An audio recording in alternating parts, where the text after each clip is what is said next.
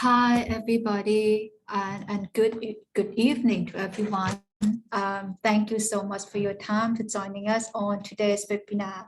It will be Friday afternoon here in Thailand, and I think it's the same time zone for Vietnam, for Indonesia. And welcome to the today's webinar on the topic of climate change and girls' education in ASEAN, a vicious or a virtuous cycle. My name is Benjaporn Pomahat, or you can call me Book. I am the program manager for English in Education System for the British Council Thailand. And I am also the moderator of today's event. And for today's event, there's a few reminders that I'd like to go through before we start the session. First of all, this session is being recorded and is being live streamed on British Council Indonesia YouTube channel. This is just to make sure that if you want to watch it again after the session finishes, you can watch it and the recording will be available. And the second, that for the audience who is joining us on Zoom Live, we have the Q&A chat box, which you can drop in your question in that Q&A chat box, and we will be picking up your question at the end of the session. And for the audience who watching on live stream, you can drop in your question at the chat functions as well, and my colleague will be picking up your question at the end of the sessions as well.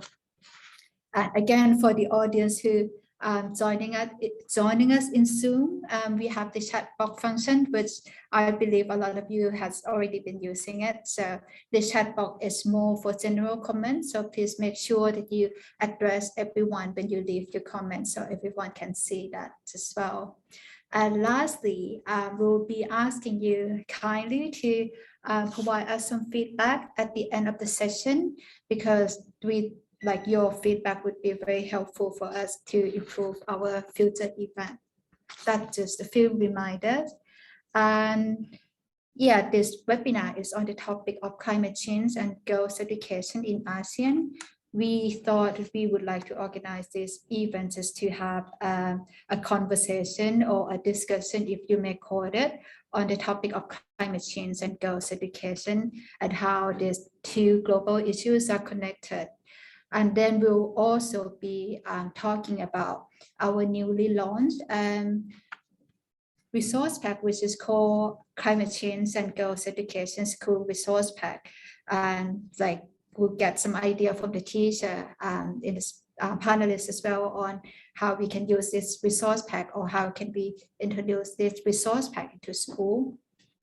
And lastly, we'll be talking about the climate change and girls education infographic poster competition, which is another way for teacher or for you as the audience to engage your student in these global issues. Before we start, let me have a quick introduction to our amazing panelists who are experts in the field.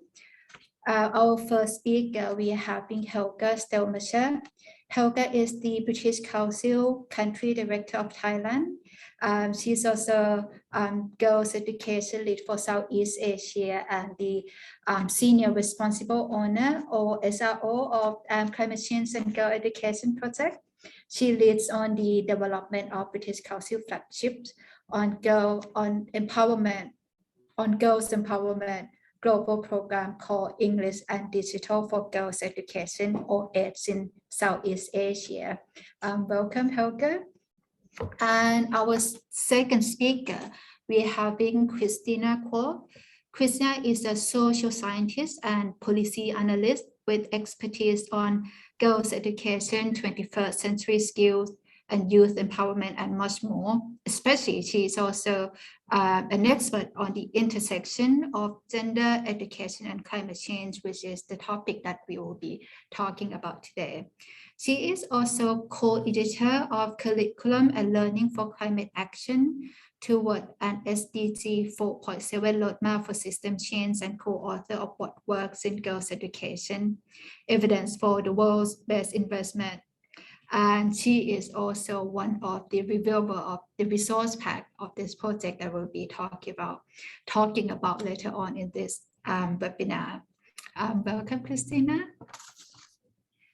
And that's leading to us to our third speaker. We're having Nyan Tran. Nyan Tran is a teacher from Vietnam. Nyan is teaching biology at Dong Phu School. She has been integrating climate change and environmental awareness in her school through various types of activities. Her effort contributed to the school to receive ASEAN Ecology School Award in 2019, which we'll be talking about her project later on in this event as well. Welcome, Nyan. That's our third speaker. We still have two more speakers to go. Our fourth speaker is a teacher from Thailand. We are having Atithaya Pilaikun or Ning. Ning is an English teacher at Sri Chayapum School, Thailand. She has been also introducing climate change issue into her language, English language classes with her secondary students as well. And lastly, we having a speaker from Thailand, the only guy here in this panelist. We are having Kittirong Boonkong or Tony. Tony is educational supervisor for secondary teachers in Nong in Thailand. He is also acting director of distance learning, information technology and communication. As the educational supervisor, Tony's role has been in supporting teachers into leading on to their teaching career, and also he's also been supporting teachers to implement the project called Zero Waste as well. So it's something interesting that we also be talking about it later on. And that's our speaker. Thank you so much for your time. Now I see that we are starting to have a little bit more number for the audience. So please let us know where which country you're from in the chat box. We'd like to know that as well. And for the first question, as I have already mentioned earlier, that we will be covering on the topic of climate change and girls' education in ASEAN, a vicious or a virtuous cycle. That's the name of the project itself. May I invite Helga to speak a little bit more on this project of what is it about, what are we doing in this project? Please welcome Helga, the floor is yours. Thank you, Book, and thank you everyone, as she said, for joining us on a Friday evening or afternoon or even morning, wherever you're coming in from. So just a little bit from me on the background to the project, if we can have the first slide. So basically, yeah, these two areas of climate change and girls' education, as I'm sure you're aware, are two of the globally critical and current areas of the moment, which are also embodied in the Sustainable Development Goals. The climate having clearly an SDG 13, and girls' education kind of spanning the quality education and the gender equality SDGs 4 and 5. But in reality, I think they touch on many of the other SDGs. So very, very critical issues in themselves. And the project, as you saw, is delivered by ourselves at the British Council, and it's supported by the Foreign and Commonwealth Development Office, because these two issues are also key priorities for the UK government. So on climate, you probably were aware that the UK hosted the COP26 climate conference in November last year in sunny Glasgow. And in terms of girls' education, we have a comprehensive strategy and a 5-year action plan, which involves targets such as getting 40 million girls into school, primary and secondary, in lower and lower middle income countries by 2026, and getting 20 million girls reading fluently by the age of 10. So some key targets around that area. And the documents produced by the FCDO reference addressing climate change as a critical part of achieving those targets and those goals. Why ASEAN? Essentially, this came about when the UK has actually achieved dialogue partner status within the ASEAN bloc. That happened in August 2021, and it was the first country in, I believe, the last 25 years to do so.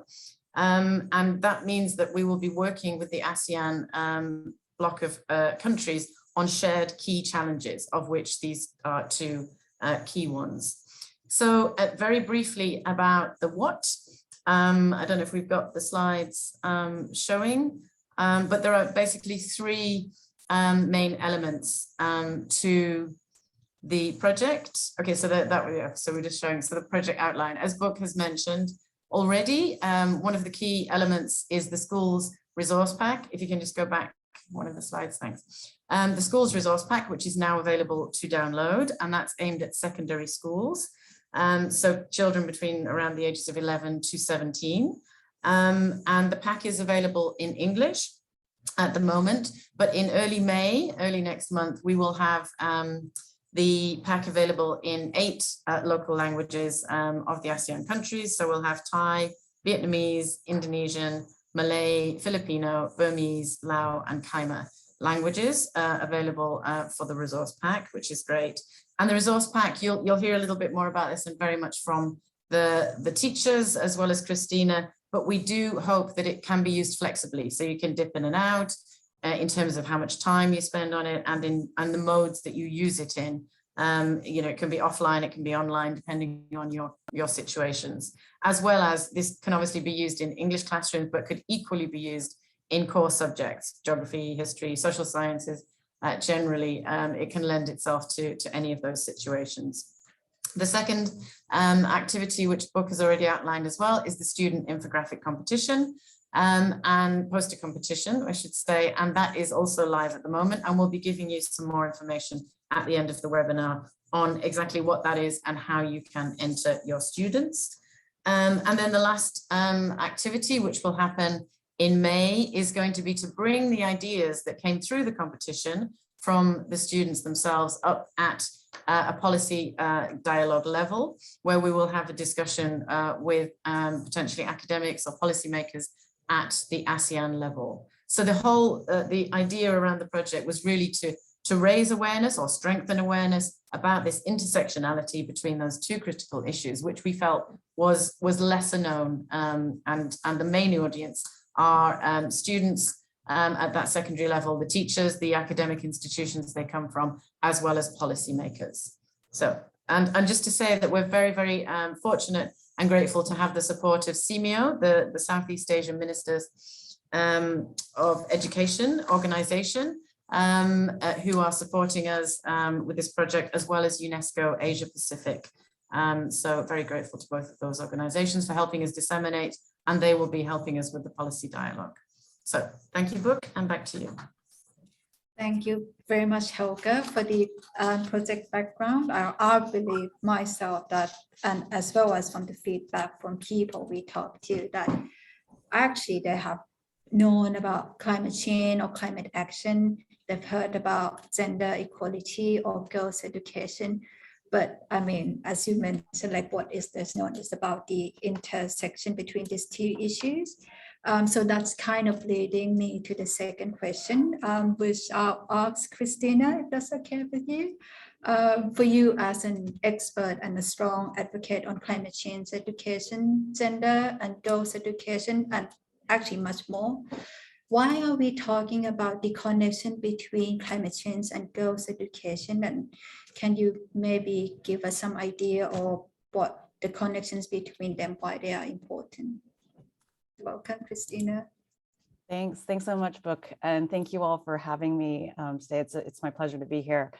So I think we have to really recognize that the climate crisis threatens to undo very hard-won progress in gender equality.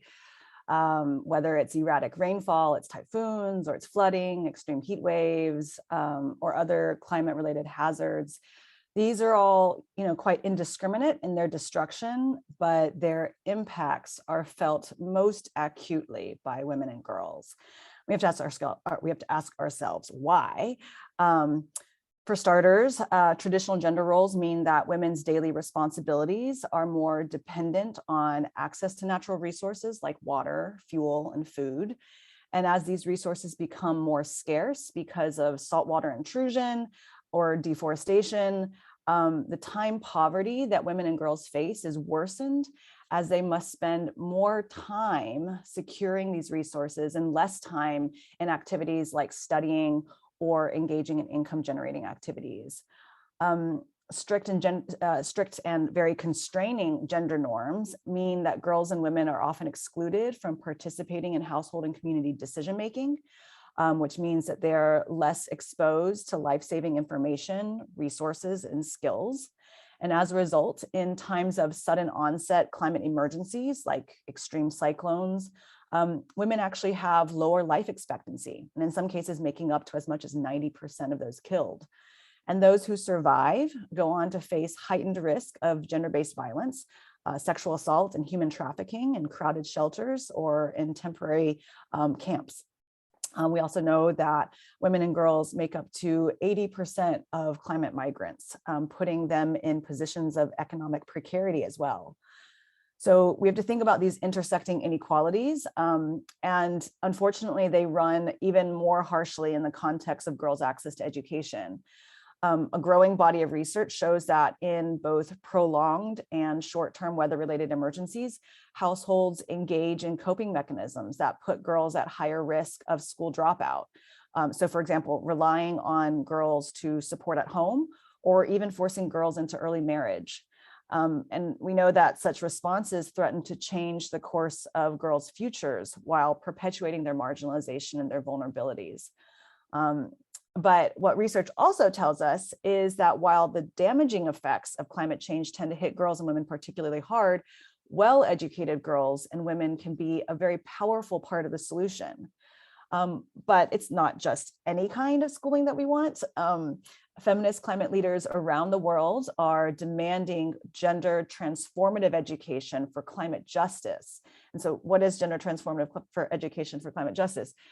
This means that schools and education institutions and programs not only teach about climate change and its causes, its impacts, and its solutions, but also teaches about the knowledge, the skills, and the attitudes to understand and act upon the underlying social, political, and economic drivers of the climate crisis.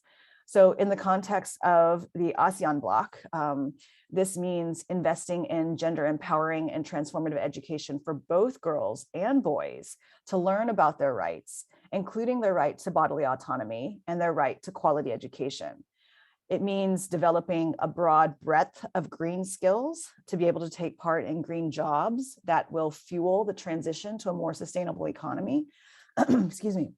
Without these skills, girls and women will remain at the edges of the green economy, just as they've been at the edges of the brown economy or the fossil fuel driven economy. And it also means that ensuring girls have the opportunity to develop and exercise their leadership skills so that they can engage in climate decision making that will help to reduce their unique climate risks and climate vulnerabilities. We see from research that when girls and women are better educated and when they're included in decision making at all levels, their families and communities become more climate resilient and they're better able to adapt to economic and environmental shocks because they're better able to plan for and cope with and rebound from climate crises. And better educated girls create the conditions within our societies for more women to enter into positions of political leadership. And this has been positively associated with lower country climate footprints, stricter climate policies, more protected land and water areas, better environmental outcomes, and much more. So not attending to the linkages between gender education and climate change really means that we miss the human dimensions of the climate crisis. And that means that our solutions will be entirely incomplete. So thanks, Book. Yeah, thank you very much. I think that's kind of very clear explanation of the connection between climate change and girls' education, which just doesn't only saying for education for girls, but basically education which address equality with all genders. Let me hear from our teacher as experts in the field because they are the front line in education. And well, I think like our third question here will be addressing to our teacher speaker. Whether have you as a teacher experienced your student being impacted by climate change event and maybe because of their gender and they're being affected differently? Or maybe as a teacher, would you like to share with us if you have introduced any activities or project to your student that increase their awareness of taking action on climate change or promoting gender equality, which I have already introduced before, that I think like our teacher panelists have some experience with climate project. If that is okay with you, may I start with Nyan? Maybe you could share with us a little bit more on the project that you are working on with your student. Yeah, hello everyone. I'm Nguyen from Vietnam. Well, I'm teaching biology in secondary school. And well, you know, my school is located in central Vietnam, where I always encounter with extreme weather like black flood, hurricane every year. So that's why educating about responding climate change and how to protect the environment are very important for my students. And in 2019, my school was awarded the ASEAN Eco School. So that is a great honor for my school. And upon returning home, I want to spread the model of my school. So that's why I create the project for duplicate the Eco School model. And the main purpose of this project is to spread the model of the eco school to other schools in my country. And in this project, we also offer some promising solutions to teach students and provide approaches for teacher in different subjects like biology, English, and geography on how to replicate the eco school model and in their lesson plan, and how to integrate climate change topic into their curriculum. So in this project, as you can see in the picture, this the workshop called Braver Girl. In this workshop, in a lifetime, a woman disposes around 11,000 past sanitary napkin. So that's why sanitary napkin is a big major concern, because it's not non-recyclable and non-biodegradable. So that's why in this workshop, we encourage female students to reduce sanitary napkin by replacing cloth pads.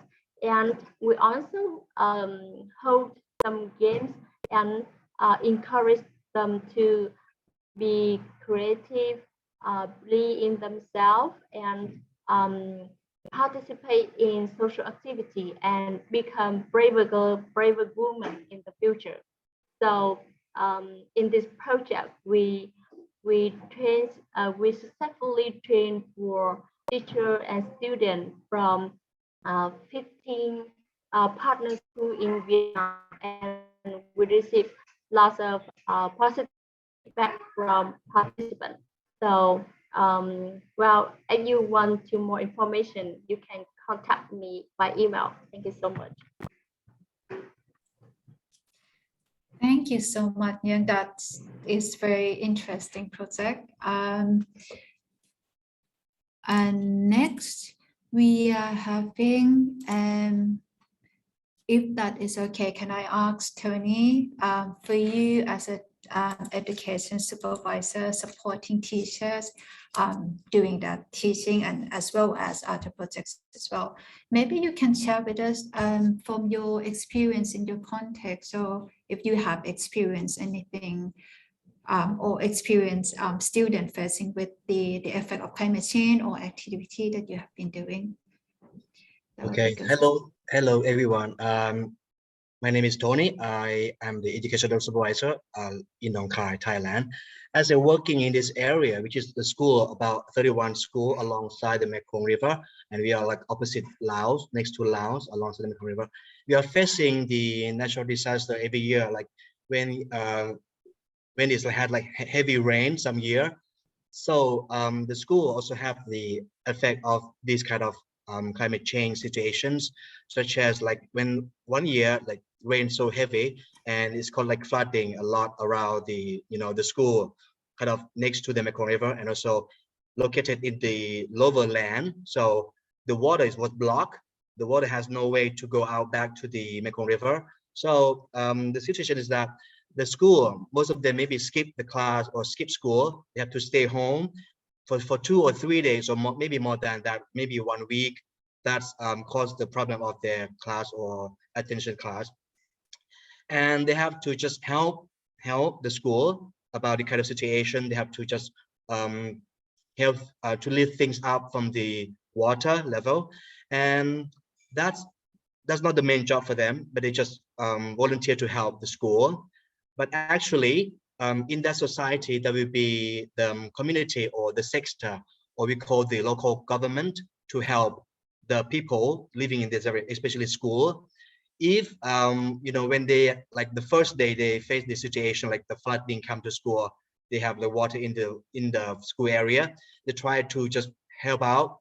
They try to support the boat, support the thing that can help to carry important things out of that kind of room, maybe like computer room, or they help to like they cut electricity, to protect the electricity charge in that area, and also help the school to prepare everything when the water going down, when the level of water going down, and the school seem to be, become to, have a classroom or start the lesson again or start the schooling again.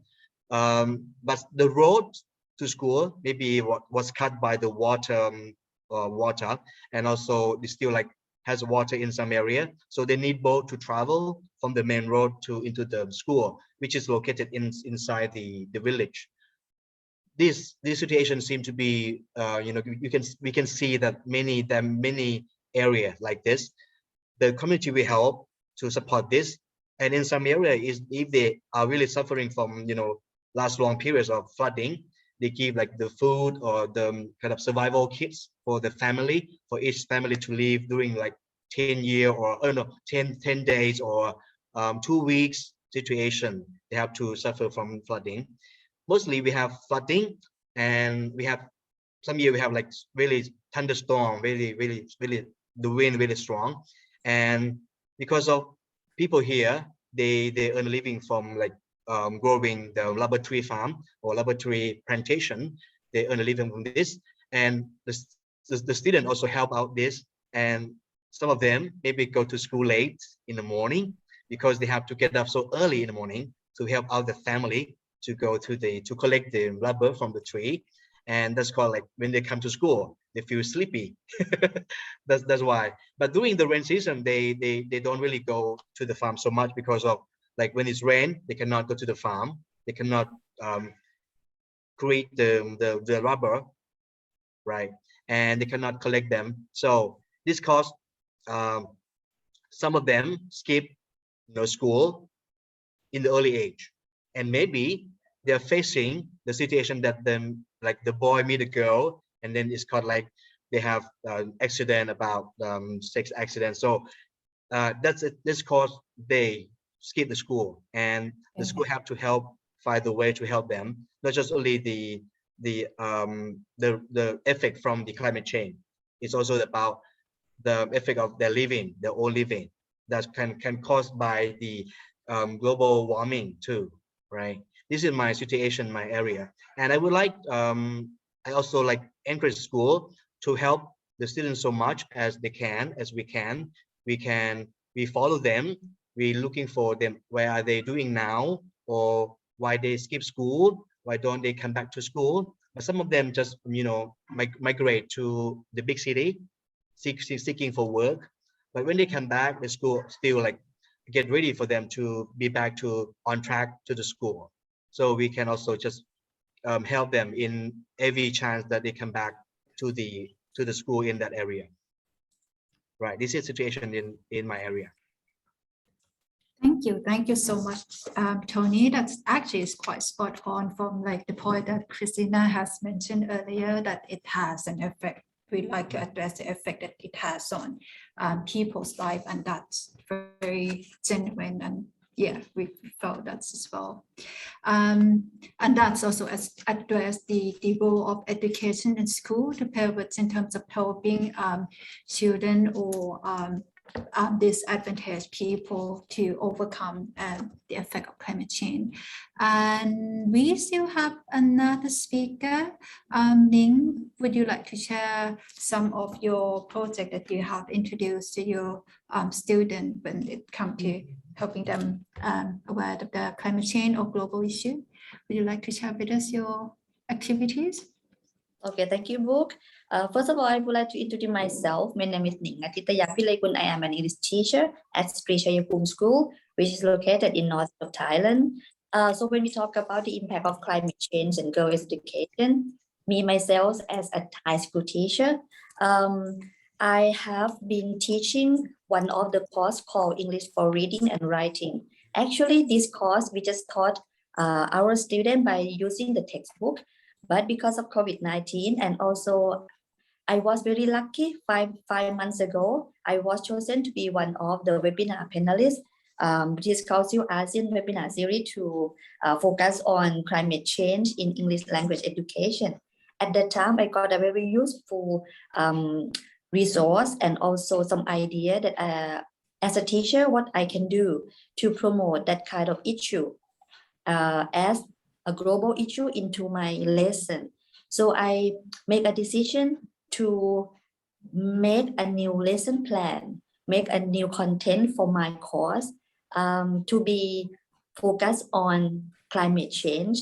And my course project is I would like my student to be a climate change maker. So I use that project to pin as the last project that my student will do.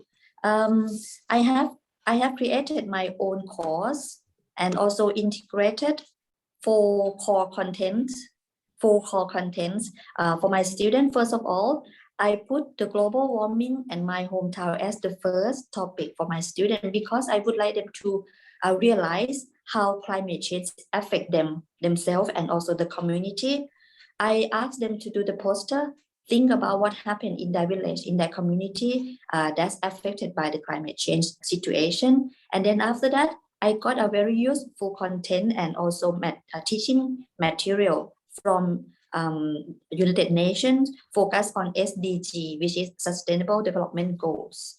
And then after that, I also got a very useful teaching resource from UN called Hero for Change. Hero for Change is a comic book that introducing the global goals and also invite the children to become a superhero to take action to end the poverty, inequality, and also the climate change. And the last content that I have put into my course called Philosophy of Sufficiency Economy, which was initiated by His Majesty King Bhumibol Adulyadej. As he said, being a tiger is not important, but the important thing is for us to have a sufficiency economy, which means to have enough to support ourselves. And Thai people took this philosophy to be the guideline of our life, which lead to the real happiness.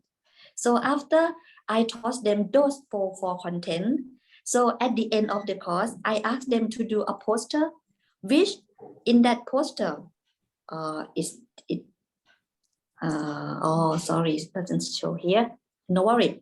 I asked them to make a poster and put the word climate change maker as the topic and show us three different activities, at least three different activities that they have done as they are one of the global citizens, what they have done to help solve this problem. Even though they are not that big organization, they are just only one person in the community, but how can they do that? Especially last year, there was a very big flooded in Chayapum, my province. So at that time, everyone in the community, in the village, in the province, they know that how hard their life was when some kind of natural disaster happened. So at that time, it's a very good opportunity for me to put those global issues into my lesson, and they have learned from themselves what they have faced that hard situation at that time. And when they make the poster, I ask them to share that poster online on Facebook, Instagram. At that time, I think it's very good for them to also improve their writing skill. And also when they share those posters, their parents saw that poster, they're proud of their children. And also when someone have seen those posters, they just realize, yes, it's not that far away from us anymore. When we talk about climate change, it's here in our village, it's here in our community, and we can do, even though just some kind of like planting the tree or no plastic bag, but cloth bag, something like that. The small thing that we can do, but 10 people do that together, 100 people do that together, it's become a big thing. So, and also at that time when we talk about how to integrate those kind of global issues into our lesson, I also think that it's a very good opportunity for me to improve my student skill, both collaborative, because they have to work that thing with their parents, with their neighbor, and also they have to create something new, maybe something that they can do together with the villagers and their parents to help solve those kind of problem. I think critical thinkings also take place in the same time. And the feedback from my students, they're very proud of themselves because first they have learned something that not just only they themselves, but in the world at the moment, everyone talk about that. They learn English, they know the situation of the world, and also they share what they have done. They feel proud of themselves that even though they are not the big organization, but yeah, they are start doing something to help our world. And my school is the girls' school. I have to mention that there are 3,000 students, but only 200 boys among 3,100 girls.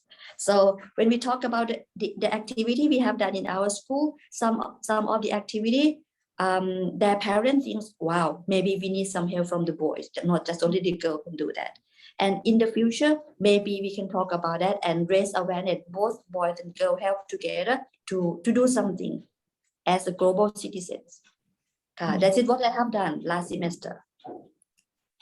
That's very inspiring, and it's very refreshing to hear. I think like if anyone hear it, it's inspiring, empowering for you as an individual person, not just as a student themselves, but like for us as well, that we can do something.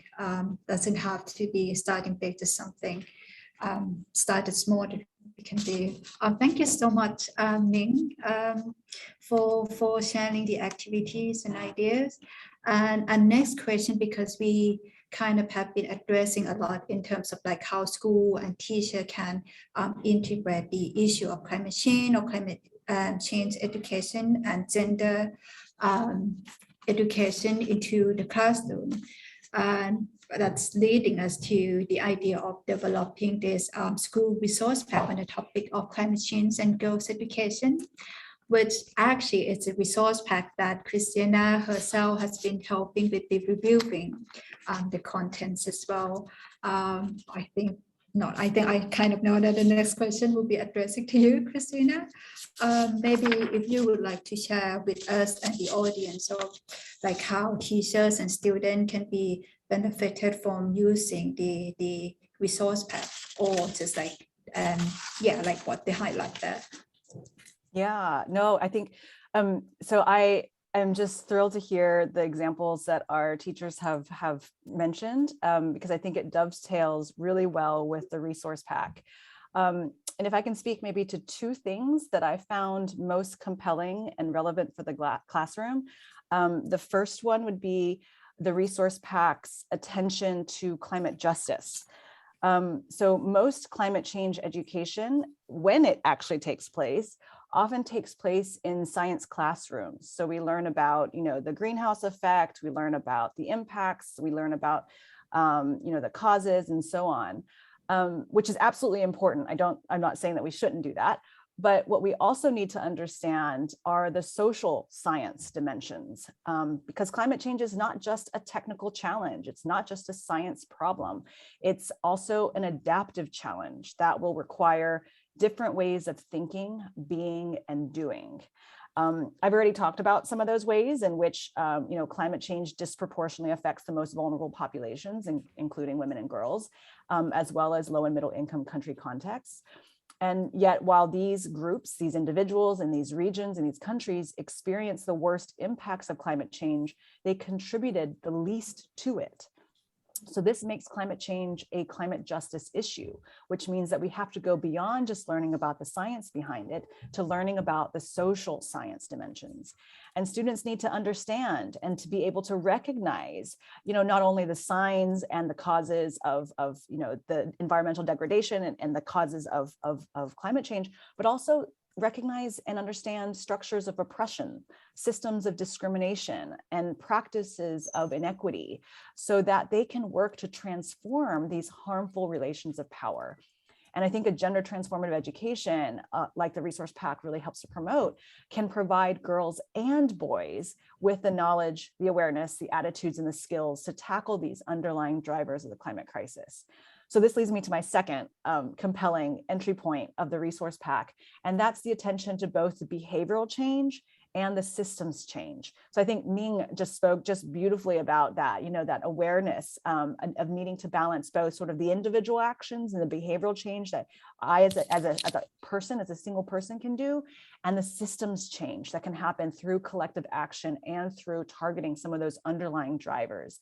We can't recycle our way out of the climate crisis, but we do need to recycle, but we also need to address the systemic issues like gender inequality and to raise awareness about how, the values that permit harmful gender practices to happen in our households, in our communities, in our schools, and to recognize that these values are the same values that enable harmful, extractive, destructive practices to our natural environment.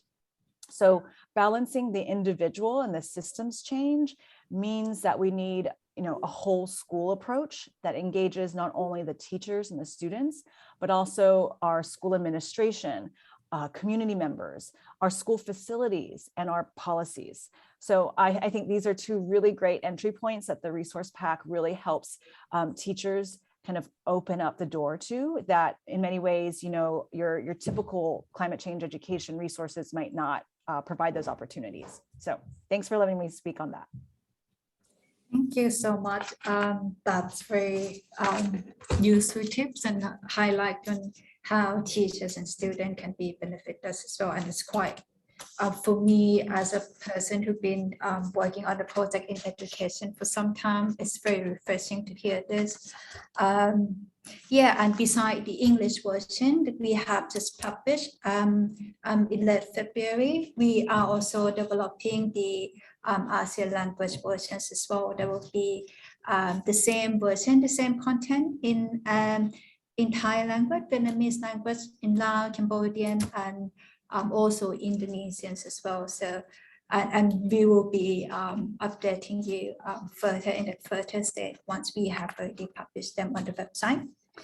Next, we have heard from Christina on the idea about the resource pack, and I believe that our teacher have some a little bit of time to see and review the resource pack in English versions as well, and maybe they can share with us if they have some idea how they would like to introduce that resource pack to their school or their colleague or the student.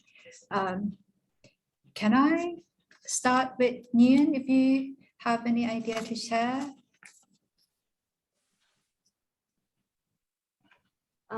Well, I have read the resource pack and I thought that it is really amazing and meaningful resource pack for us teacher, especially biology teacher, because we usually teach biology and environment is one of major topics in our curriculum. I don't know in other countries, but in Vietnam, we usually teach biology from 6 to 12 grades. And the topic about environment, we usually teach in 9 grades. And it's really helpful because in this resource pack, there are different topics and the content is very clear, meaningful, and helpful for not only biology teacher. And I think English teacher can use the resource pack because in some topic in the English, there are lots of content that relevant to the environment topic. So I think teachers can use resource pack as references to their daily teaching. So I really love these resources. Thank you, Nyan. And that's an idea from the biology teacher. I think it might be good that we hear some idea from our English teachers as well. Is that okay, Ning, if I can direct this question to you as a second speaker on this question? Oh, okay,ค่ะ. So as an English teacher, just what I just mentioned, I have already put some kind of climate change content into my lesson already, but not really focus on gender equality. But because of this resource pack, I think it's going to be a very good opportunity for me to put some more information that involve with SDG that I have already introduced to my student. And for gender equality resource pack, it is one of the goal of SDG. And I think I'm going to continue doing my project, be the climate change maker, and also integrated some kind of gender inequality into my lesson, because my lesson, as I said, reading and writing. So I just put this kind of content into the reading activity. They learn some vocabulary, they learn some global issue, and also in the same time, we also raise awareness to my student, focus on those issues: global warming, climate change, gender inequality. And yeah, I'm going to come back to show you how my students reflect themselves, or maybe doing something that involve with those issues, both climate change and also gender equality. And thank you so much for British Council that you are going to translate those resource pack into many different languages. Thank you, Ning. What about you, Tony, as an educational supervisor? Maybe I'm not really sure if you have as part of the job, you're supporting teachers from other subjects as well, or just English and Right. Yes, I just also support many teachers teaching many subjects. I use like debates as I work for debate for maybe 5 years about Thailand, and also in ASEAN we are talking about the hot issue, the global warming, one of the most really classic topic when we talk about the climate change motion, and all these kind of things, all the kind of matters will be raised when I just teach debate to teacher and also students. And I would like to raise awareness that the teacher have to put this message back to the classroom and try to do some activity that really helps students to think and to aware about the climate change in the school itself.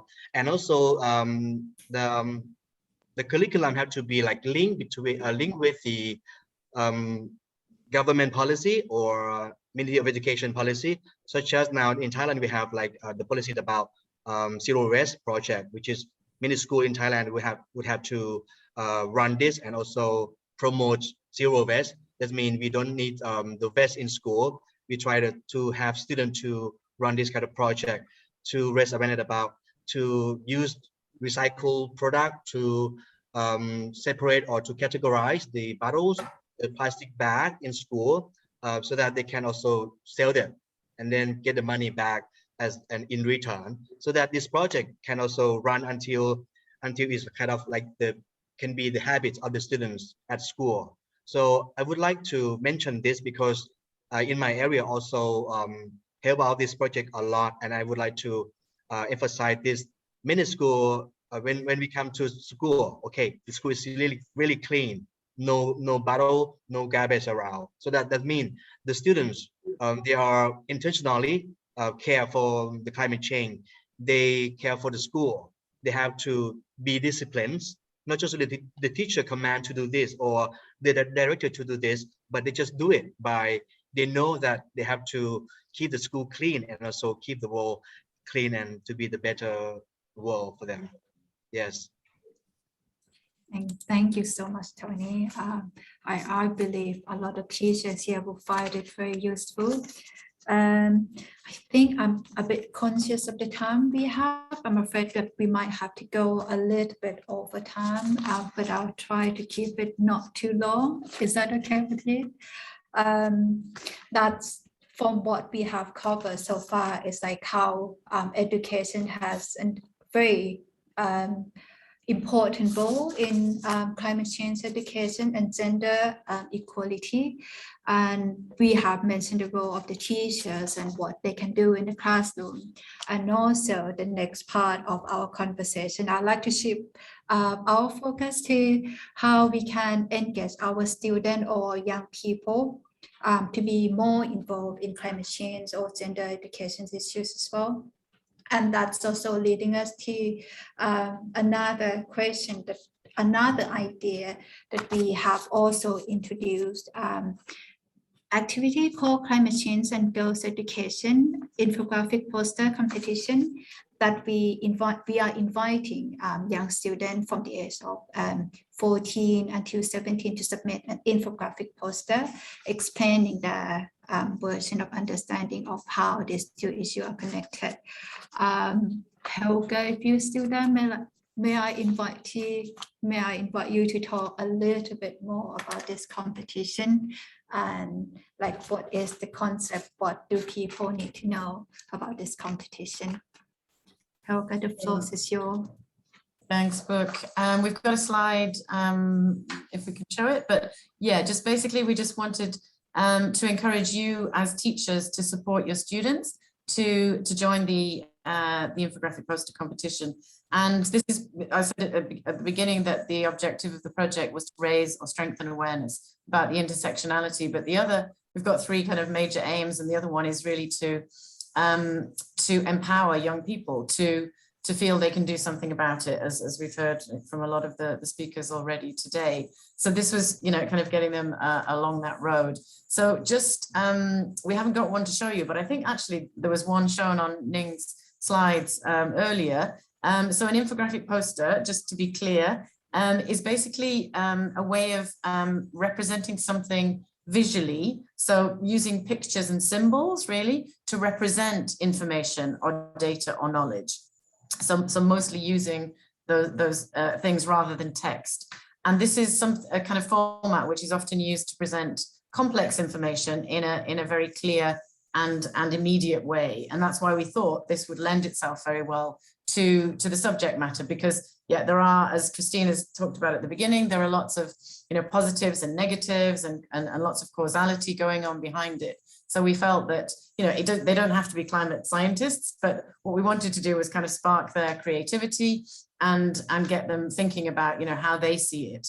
So just to be clear, so it can be in any format. They can draw it themselves, just take a photograph, they can paint it if they want, they could do it digitally if they want. So it's really open. We want to be able to get as many different types of abilities that we can. As Book mentioned, it's for the higher age range, 14 to 17. It's open to all of the countries in ASEAN, and we're including Timor-Leste because we work with Simeo, who also work with Timor-Leste. Of course, it's open to boys and girls.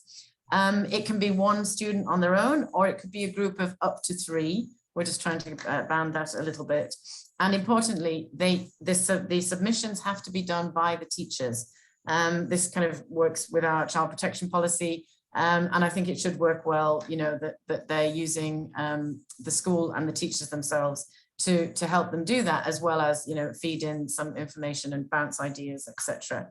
And the judging criteria, as I said, so they're not expected to know everything about everything, but, you know, we will be, you know, one of the criteria is, have they incorporated some of the main themes that come through in this area? And we've got different reports also on the website, as well as the resource pack. But the other ones are really, how clear is it, you know, and when you look at that poster, can you understand what they're trying to get across? And the other one is really about creativity. So we're looking for the more innovative kind of ways they've just, you know, thought about it. And the other main criteria is it inspirational? And that comes back to the kind of trying to empower people and give them a call to action. You know, if you looked at that poster, would you want to get out there and do something about it? So there are kind of 4 areas, and these are all on the website that I'm sure we're posting the links to. What do they get if they win? There'll be 1 winner from each country. And the UK British embassies will be involved in judging those. So the students and the teachers will get some very nice certificates from the British Council. But most importantly, their ideas and their images will be fed into this policy dialogue that I mentioned at the beginning, so that, yeah, the policymakers at the ASEAN level can hear the voices of the young people, and I'm sure they'll have some great things to say. So the competition is open now, and the deadline is the 24th of April. So just to encourage you to support your students, and Book is, I think, going to take us quickly through the mechanics of how you would make the entries. Thank you. Thank you so much for your very inclusive information about the competition. I'd like to share, just take a couple minutes just to share you the website. How can I share my screen? Okay. Let me know if you can't see my screen. What I am sharing with you now is the competition page, which involve all the competition information. We also including some information for your ideas on how these two issues are connected, as well as additional resources if you would like to study on this topic a bit more. And we have all the information that Helga has already mentioned, including tips for you, for the student to when they are creating the posters as well, and as well as judging criteria. What are the prizes? And also, like, this area is where you click when you would like to submit a poster entry. So just to make sure that before you submit a poster entry on behalf of your student, you take a bit of time to read and understand the terms of and condition and privacy notice. With you can download the terms and condition here in the competition rules, just for you to take a bit of time to read it. And the second part is to make sure that you have the signed parent or guardian consent form from students, parents. With the consent form can be downloaded from the link down below as well. And once you have two things ready, you can click in here to the online submission link, which is linked down below. We will be asking you to review terms and conditions and input your information in that forms as well. And for to save your time, we also created this preview of the online form, which you can click in here and you'll see like all the questions with which will be asking you to submit in an online form, just to save a little bit of time. And that is actually it for me. And how can I go back to stop sharing? Okay. No, sorry. Yeah, I'm back to my normal self. And thank you so much. I think we might be able to take a few more questions from the audience, if that's okay. Check. Okay. Yeah, I just got a notification from my colleague. That's no time. Time is up. So yeah, thank you so much for your time attending this webinar. And so as I mentioned before, that we are recording this session, so the recording will be available on the British Council Indonesia YouTube channel, and it will also be uploading on the British Council YouTube channel in Southeast Asia country like Thailand, Indonesia, and Vietnam as well. So if you're from those countries, you can find the recording afterward. And thank you so much for your time, and thank you our speaker for very inspiring, refreshing content and insight information on these areas as well. Thank you and have a nice evening, everyone.